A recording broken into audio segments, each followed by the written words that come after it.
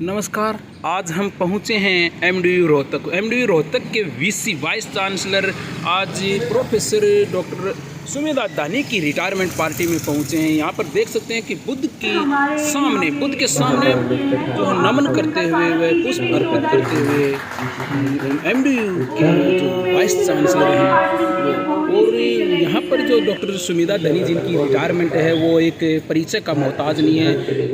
हरियाणा के अंदर कहो, भारत के अंदर कहो, विदेशों के अंदर कहो, जिन्होंने अवार्डों की झड़ी लगा रखी है। Best women of Haryana, Indira Gandhi शक्ति अवार्ड या विदेशों से सम्मानित जो है डॉक्टर सुमेधा दानी जी, जिन्होंने बेस्ट पावरफुल वुमेन हरियाणा का अवार्ड भी प्राप्त किया हुआ है। और यहाँ पर जो इन्होंने अभी केक काट कर जो है अपनी जो रिटायरमेंट पार्टी की जो वो किया है। अब हमारे साथ यहाँ पर जो रिटायरमेंट पार्टी में पहुँचे हैं वीसी साहब, हम इनसे बात करेंगे कि सर आज आपके डिपार्टमेंट से एक डॉक्टर साहब जो है रिटायरमेंट हुए हैं और उनकी आज फैकल्टी क्लब में आप पार्टी में पहुँचे हैं, कैसा लग रहा है? देखिए कि हम जो भी जॉब में आता है, सुपरविजन डे या रिटायरमेंट डे सबके लिए निश्चित है। यानी एक निर्धारित अवधि के लिए आपको ये जो है मौका मिलता है काम करने का। लेकिन शिक्षक वर्ग की मैं जहाँ तक बात करूँ, शिक्षक कभी रिटायर नहीं होता शिक्षा देने से। ठीक है, एक सर्विस से ये रिटायर हो रही है। सुमेधा दानी की आज रिटायरमेंट पार्टी का ये कार्यक्रम था, तो वो सर्विस से ज़रूर रिटायर हो रही हैं आज 60 साल की एज के बाद। बट मैं ये समझता हूँ कि एक शिक्षक हमेशा शिक्षा का प्रचार प्रसार, शिक्षा को बांटता रहता है। और सुमेधा दानी जो है काफ़ी डायनामिक टीचर रहे हैं और आगे भी अपना रोल एक शिक्षक के नाते वो निभाते रहेंगे, ऐसा मैं उनसे उम्मीद करता हूँ। और भी बहुत सी सोशल एक्टिविटीज़ में ये हिस्सा लेती हैं, तो मैं तो इनसे ये अपेक्षा करता हूँ कि ये इसी तरह से सामाजिक कार्यों में और भी बढ़ जाता है। सर जैसे इनका जो कार्यकाल रहा है, आपके साथ में काम किया है और आप यहाँ वीसी भी रहे हैं, तो कभी डिपार्टमेंट के एक ही के मतलब आपने बताया कि एक ही डिपार्टमेंट के एक ही साथ आते रहे हैं जी, तो उस समय का कैसा हो रहा है? बात कि आप शायद ये कहना चाह रहे हैं कि जो इनका डिसिप्लिन है, जो सब्जेक्ट है जी सर, वो जर्नलिज्म मैस कम्युनिकेशन है। इत्तेफाक से मेरा भी जो है सब्जेक्ट या डिसिप्लिन जो है as a teacher, as a student, मेरा भी वही है। और मैं इनको पहले से भी जानता हूँ। यहाँ वाइस चांसलर बनने से पहले भी मैं कुरुक्षेत्र था, सेमिनार में सर मिले हैं। कई प्लेटफॉर्म ऐसे रहे हैं जो हमने कॉमन प्लेटफॉर्म हमने शेयर किए हैं, कई सेमिनार, कई वर्कशॉप्स इस तरह का। और ये हमेशा इस तरह की एक्टिविटी में जो है बड़े उत्साह से हिस्सा लेती हैं। आज भी इन्होंने मुझसे बात की कि कोई एक एग्जीबिशन जो मैंने ऑर्गेनाइज़ करनी है, और तो मैंने इनको कहा कि कुछ इनको उसके लिए लॉजिस्टिक्स की ज़रूरत शायद पड़ेगी। तो इस तरह की सोशल और एकेडमिक एक्टिविटी अगर ये आगे भी परस्यू करना चाहेंगे तो उनके लिए इनको मदद करेंगे। और बल्कि मैं तो ये कहूँगा कि ये एक किस्म से यूनिवर्सिटी की मदद करेंगे, क्योंकि जो ज्ञान है वो तो बांटने से बढ़ता है। तो ये अपना ज्ञान जो है, अपना एक्सपीरियंस जो है बांटते रहे स्टूडेंट्स में, और उसके लिए जो भी लॉजिस्टिक्स और जो भी यूनिवर्सिटी की मदद की ज़रूरत पड़ेगी हम इनको वो मदद देंगे। बहुत बहुत शुभकामनाएं। Thank you sir. सर आप के आज डिपार्टमेंट से डॉक्टर सुमेधा दानी जी रिटायर हुई हैं और आपके डिपार्टमेंट में हैं और आप उस डिपार्टमेंट के एचओडी रहे हैं, और किस प्रकार का आपका तालमेल रहा है, इस बारे में बताएं। मैं डिपार्टमेंट का हेड होने से पहले ये बता दूं कि हम लोग जब आपने ज्वाइन किया आज से 30 साल पहले, तो हम बराबर ही थे, है ना। हम उस वक्त कोई एचओडी नहीं था और हम एचओडी थे, हम लोग तीनों लोग तीन एचओडी थे, बराबर थे। उनका एक कार्यकाल बहुत महत्वपूर्ण कार्यकाल रहा, और एक ऐसी टीचर रही जो सबकी परवाह करने वाली रही और सबकी सहायता करने वाली रहीं, और कभी कभी तो इतनी ज़्यादा कि ना भी कोई चाहे तब भी सहायता कर दे, इस तरीके का मतलब हमेशा जज्बा बच्चों को बिल्कुल जैसे क्या कहूँ मैं, मतलब ये जज्बा बहुत कम होता है कि वो अपने बच्चे से भी ज़्यादा समझे अपने बच्चे। अभी भी आप देख रहे हो, आपने देखा होगा, मतलब आपने देखा होगा तो और आप भी आइए। तो एक बहुत ही हमारी बहुत रचनात्मक कलीग और जिनका एक बहुत योगदान रहा है। और सबसे बड़ी बात है कि उन्होंने जो डिपार्टमेंट है, और डिपार्टमेंट से अलग जहाँ जहाँ भी वो गई हैं, और उन्होंने एग्जीबिशन लगाई बालिकाओं के बारे में और हुकूक के बारे में और समाज में जो चल रहा है उसको लेके। और सबसे महत्वपूर्ण बात ये थी कि उन्हें बाहर जाने का मौका मिला, बाहर पढ़ के भी आई और बहुत ही हमारी एक बहुत शानदार और बहुत गरिमापूर्ण उन्होंने जो उनका कार्यकाल रहा है बहुत गरिमापूर्ण रहा है। और मैं उनको अपने तहे दिल से इसके लिए बहुत ही हार्दिक शुभकामनाएं प्रेषित करता हूँ। Thank you sir. साहब, आज आपकी रिटायरमेंट पार्टी हुई है और जिस पार्टी के अंदर यूनिवर्सिटी के वीसी पहुंचे हैं और आपके एचओडी पहुंचे हैं और विदेशों से लोग पहुंचे हैं, गणमान्य बहुत से शहर के, और इसमें आपको कैसा लग रहा है आज? सबसे पहले नमो बुद्धाय, जय भीम, जय संविधान। ये मेरे लिए बहुत ही गौरवपूर्ण क्षण है कि पूरा दिन ही गौरवपूर्ण है कि जिस टीचर प्रोफेसर की रिटायरमेंट पार्टी पे वीसी साहब आ जाएं और इंडिविजुअल पार्टी पे, ये हमारे लिए बहुत ही गर्व का विषय है। उन्होंने वादा किया था और उन्होंने वादा को निभाया है। और हमारे एचओडी भी हॉस्पिटल गए हुए थे दिल्ली, शाम को ही वापस आ पाए हैं तो, और वो भी पधारे। तो मेरा मानना है कि केवल मेरी पार्टी पर आए हैं।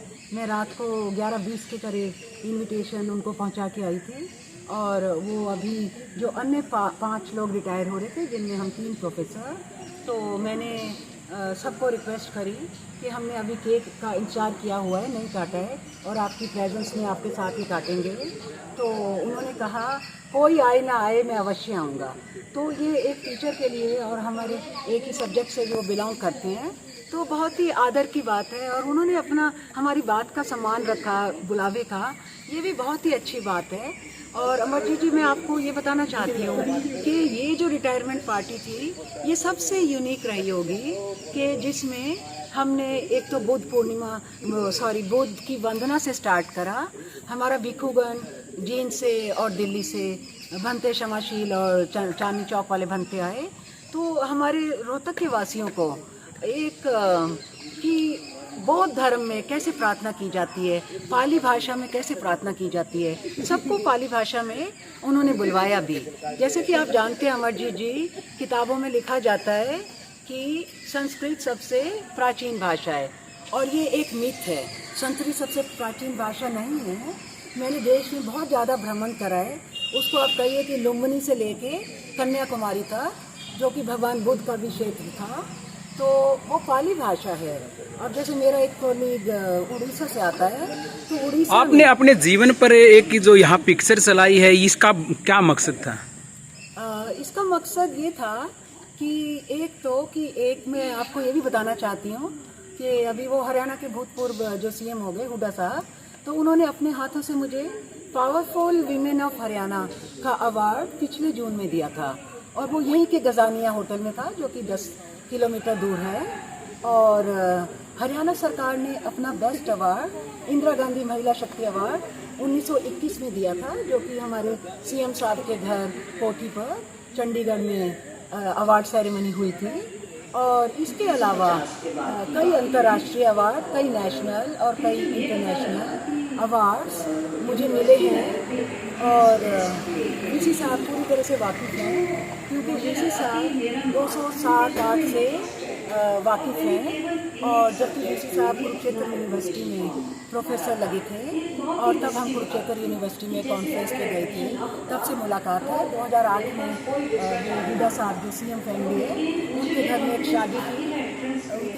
शादी थी, तो जो अपना तिलियार का कन्वेंशन सेंटर है उसमें पहली शादी थी, तो उस पर भी वीसी साहब आए थे and I was also invited. तो तब भी हमारी मुलाकात थी। और बड़ी बड़ी जगह, कोई कुरुक्षेत्र है, चंडीगढ़ है, जैसे कि डीसी साहब ने बोला, हमारी मुलाकात होती रही है। और वो फिर हमारे डीसी लग के आए, और इससे पहले से जैसे हम जानते हैं। लेकिन ये जो बात है कि रिटायरमेंट हर महीने होती है, लेकिन मुझे नहीं पता है कि वो किन की पार्टी में जा पाते हैं। मैंने उन्हें बुलाया और वो आए, और उन्होंने पूरी तरह से सम्मान रखा। और मैं I am very grateful to my dear students also, जिन्होंने ये लगाई है कि रात से सुबह से ये इस काम में, कल भी पूरा दिन ये मेरे साथ थे कि डिपार्टमेंट ने फेयरवेल पार्टी दी, और ये तब भी वहाँ पे। और पार्टी का ऐसा मुद्दा है कि कल भी थोड़ा लेट शुरू हो पाई थी, आज भी थोड़ा लेट शुरू हो पाई। इन्होंने अपना संयम बनाए रखा और पूरी अपनी जो है ना तन्मन्यता से ये वहाँ प्रस्तुत रहे। इन्होंने अपने विचार व्यक्त करे। और कल हमने एक जो है फ़ोटोज़ की प्रेजेंटेशन बनाई थी, जो कि मेरी शिक्षा पंजाब यूनिवर्सिटी चंडीगढ़ से शुरू हुई थी। वहाँ की फ़ोटो से लेके, चंडीगढ़ की रॉक गार्डन की 1988 की फ़ोटो से लेके हम उसको प्रेजेंट समय तक लाए हैं। और तो वो हमने फ़ोटोग्राफी की ऐसी प्रेजेंटेशन चलाई। आई एम श्योर मेरे स्टूडेंट्स के लिए वो एक यूनिक मौका था। हो सकता है उन्होंने ऐसे पहले नहीं देखा होगा। जब मैं उनकी तरफ देख रही थी तो मैंने उनको प्रेजेंटेशन को पूरी ध्यान से देखता पाया, और हम इसको 3 गुना भी बढ़ा सकते थे। 15 मिनट की जगह 45 मिनट का भी हम फिर भी दिखा देंगे, उसका भाग 2 भाग 3। तो आपको बहुत ही ज़्यादा इंस्पिरेशन मिलेगी। मैं आपको बताना चाहती हूँ, प्रोफेसर खजान सिंह सांगवान, जो कि जब मैं यहाँ एक हॉस्टल में रहती थी, उनका घर हमारे सामने था, बहुत पास, वॉकिंग डिस्टेंस। तो चाय इत्यादि पीने पे हम जाते थे। तो उनके जो बेटे थे वो इतने इतने थे। उसने 94 में मेरी फ़ोटोज़ देखनी शुरू करी थी।